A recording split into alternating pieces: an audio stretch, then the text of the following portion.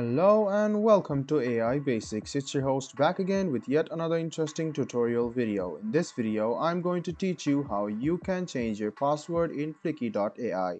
Go ahead and open the Chrome or Edge browser on your PC and go to Fliki AI.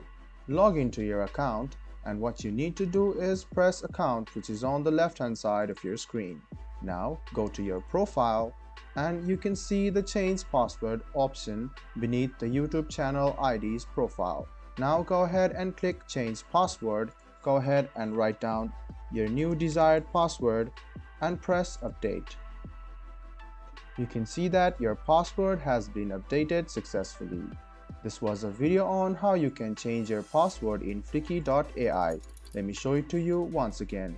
Go ahead and open Fliki AI, log into your account and go to your account section, click on profile and then click change password. Go ahead and write down your new password and click update. This way your password will be changed. I hope this video was helpful for you. If you still have any kind of confusion, please do mention us on the comment section down below. Like the video, subscribe to the channel and do hit the bell button for more. Hope to see you in the next video as well. Until then, goodbye, take care and make sure you enjoy.